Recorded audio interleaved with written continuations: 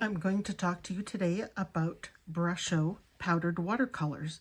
Unique product in that it is a watercolor, but it comes in powder form. You can see the little jars that I've got here. And what I've got on top is I've just taken a little thumbtack and I've just punched a hole in the top of the jar so that I can actually just control the amount of powder that's coming out of the container. You can take the whole top off, but I find sometimes I just get too much powder when I'm doing that. So let me show you the different ways that you can use Brusho powdered watercolor. You can mix the Brusho, and I'm just going to take the scarlet right here and just tap a little bit of it into a container. I'm going to take some water and just drop it in, and you'll see this turns into watercolor. And I can just take that watercolor and paint with it. So now I have a scarlet watercolor that I can paint with. But there are other options and things that we can do with Brusho because it comes in a powdered form. So for example, I can take this is just a bottle of water, and I'm going to wet my surface first. Then I'm going to take that same scarlet powder and just sprinkle it onto the wet area, and you can see how it spreads.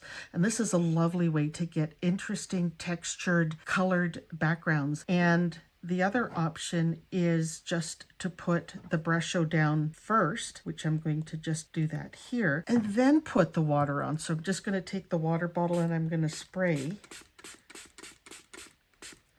onto that, and look at the effect that you get with Brusho. Different colors have different effects. And the interesting thing with Brusho is I'm just going to remove this paper and show you another example using black. With the scarlet, you saw that most of the colors were scarlet. But now if I take black Brusho, the black is made up of different colors. It's not just a black pigment. And you're going to see that once I sprinkle the powder on here. I'm going to do it both ways. I'm going to sprinkle the powder on and then hit it with water, just so that you can see the different colors that make up black.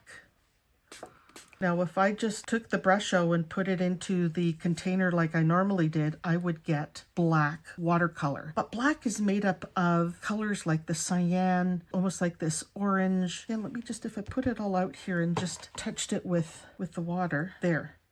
I get the idea, right? That this is just black watercolor.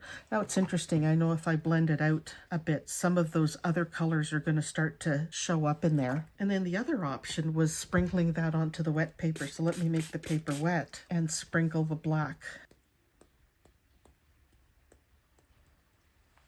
Oh my goodness, look at that effect. Wouldn't that be great background, again, for a watercolor, a field, a sky, who knows. You can still take your brush and you can still go in if you want to and move the colors around, but sometimes just leaving the effect like that is good. Lots of fun things that you can do with Brusho powdered watercolors.